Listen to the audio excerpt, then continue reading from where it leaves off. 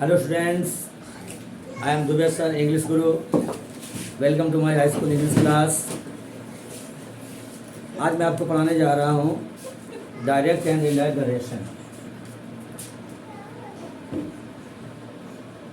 These are of 5 kinds.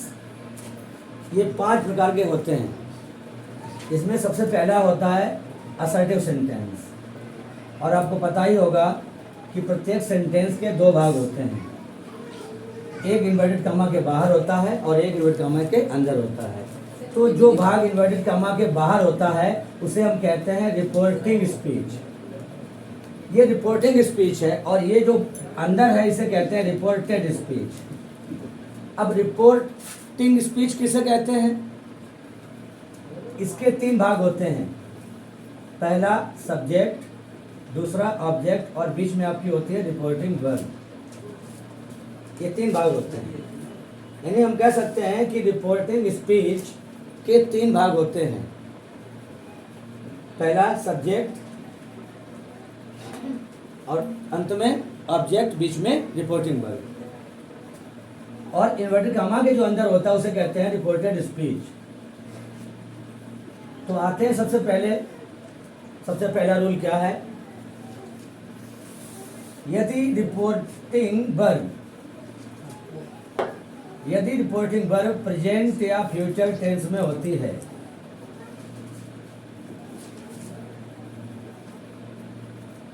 तो reported speech के tense में कोई परिवर्तन नहीं करते हैं.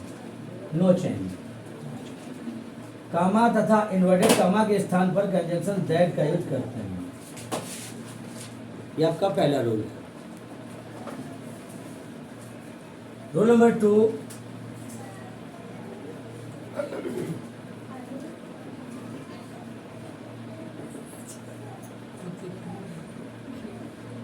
यदि रिपोर्टिंग वर्ब पास्ट टेंस में होती है तो रिपोर्टेड स्पीच के अंदर 3 परिवर्तन होने की संभावना रहती है. नंबर पहला है टेंस परिवर्तन. नंबर सेकेंड इज प्रोनाउन परिवर्तन. नंबर थर्ड इज अन्य परिवर्तन.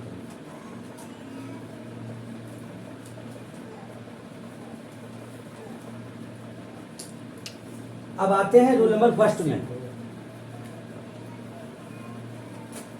रूल नंबर फर्स्ट में आपने देखा कि यदि रिपोर्टिंग वर्ब प्रेजेंट या फ्यूचर टेंस में होती है तो रिपोर्टेड स्पीच के टेंस में कोई परिवर्तन नहीं करते हैं. तो सबसे पहले हम जानेंगे कि प्रेजेंट और फ्यूचर की ऐसी कौन कौन सी वर्ब्स हैं जिनके आने पर रिपोर्टेड स्पीच के टेंस में परिवर्तन नहीं करते हैं, परंतु प्रोनाउन में परिवर्तन हो सकता है और अन्य परिवर्तन भी हो सकते हैं. तो देखिए प्रेजेंट वर्ब्स कौन से हैं? से. आपका से आता है तो से का से रहता है. से टू होता है तो हो जाता है टेल. सेज होता है तो सेज का सेज रहता है. और सेज टू होता है तो टेल्स हो जाता है. हैड साइड होता है तो हैड साइड का हैड साइड रहता है. हैड साइड टू होता है तो हैड टोल्ड हो जाता है. ये प्रेजेंट की वर्ब्स हैं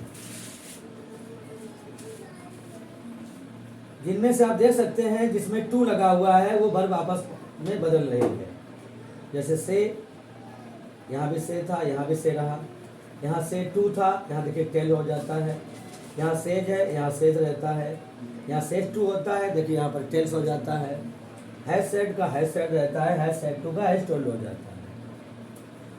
तो देख सकते हैं आप जिसमें टू लगा हुआ है वो वर्ब चेंज हो रही है. और ये आपकी प्रेजेंट वर्ब्स हैं। इनके आ जाने पर रिपोर्टेड स्पीच के टेंस में कोई परिवर्तन नहीं करेंगे। इसके अलावा कुछ वर्ब्स फ्यूचर के भी हैं, जिनमें लिखा है विल से। विल से क्या हो जाएगा? Will say to, will tell, will be saying,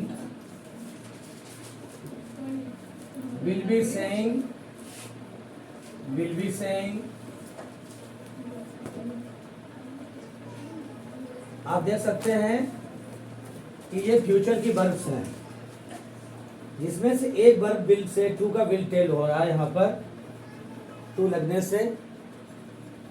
तो आपकी ये प्रेजेंट वर्ब है और ये फ्यूचर वर्ब है। इनमें से कोई भी वर्ब रिपोर्टिंग वर्ब के स्थान पर अगर आती है तो ये क्रियाएं तो आपस में बदल जाएंगी। जैसा कि आप देख रहे हैं, इंडिकेट मैंने किया है 1 2 3 और 1। इनमें से कोई वर्ब अगर रिपोर्टिंग वर्ब पे आती है तो ये वर्ब आपस में बदल जाती हैं और कामा तथा इन्वर्टेड कामा के स्थान पर आपका दैट लग जाता है। किंतु नरेशन करने पर रिपोर्टेड स्पीच के टेंस में कोई परिवर्तन नहीं होता है। कहने का मतलब यहाँ पर tense no change, tense no change.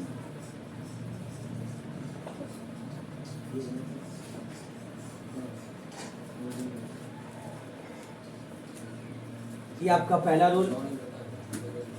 Second rule में मैंने आपको बताया था, सेकेंड रूल में मैंने आपको बताया कि अगर पास्ट टेंस में वर्ब अगर आपकी है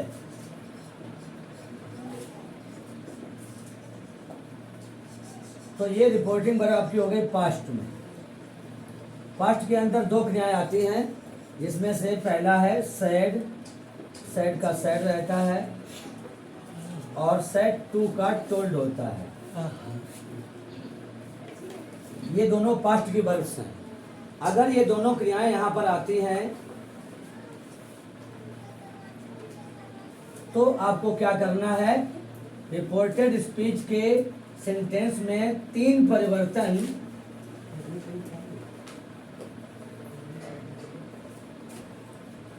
आ सकते हैं, जिसमें से पहला है टेंस परिवर्तन,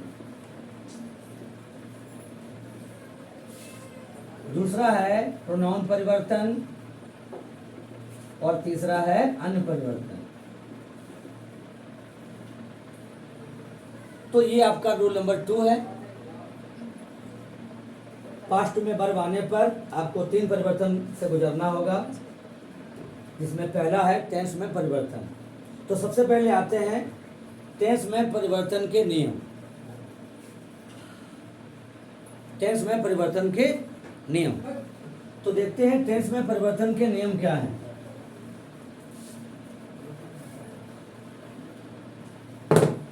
आप देख सकते हैं ये आपका डायरेक्ट है और ये आपका इनडायरेक्ट है। टेंस में परिवर्तन कैसे करते हैं? आपका प्रेजेंट इंडेफिनिट, प्रेजेंट इंडेफिनिट और आपका इसमें हो जाता है पास्ट इंडेफिनिट। यानी कहने का मतलब ये कि अगर आपका डायरेक्ट का सेंटेंस प्रेजेंट इंडेफिनिट का है तो इनडायरेक्ट में जाकर के वो पास्ट इंडेफिनिट में बनेगा। इसके अंदर परिवर्तन होते क्या है? नंबर ए, एमबी फर्स्ट या एमबी फर्स्ट प्लस एस या ईएस। प्रेजेंट इंडेफिनिट में या तो एमबी फर्स्ट आएगी सेंटेंस में, या तो एमबी फर्स्ट में एस या एस लगी होगी। तो इनडायरेक्ट में जाकर के वो क्या हो जाएगी? एमबी second. Number B, number B में परिवर्तन क्या होता है? Does not, do not. ये जाके आपका बन जाता है डिड नॉट। तो ये आपका हो गया प्रेजेंट इंडेफिनिट का परिवर्तन। नंबर सेकेंड है प्रेजेंट कंटीन्यूअस। ये आपका बदलता है पास्ट कंटीन्यूअस टेंस में।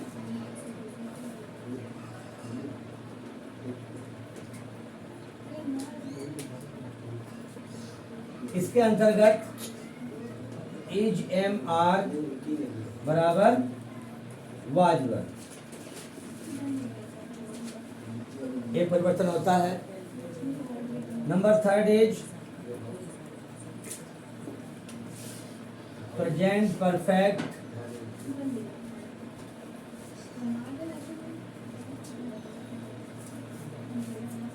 Past perfect.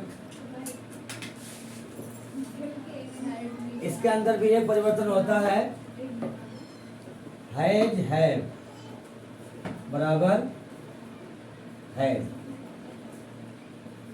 Number fourth is present perfect continuous, ये बदलता है पास्ट परफेक्ट कंटिन्यूअस। इसके अंदर ये परिवर्तन होता है हैज बीन या हैव बीन बराबर हैड बीन।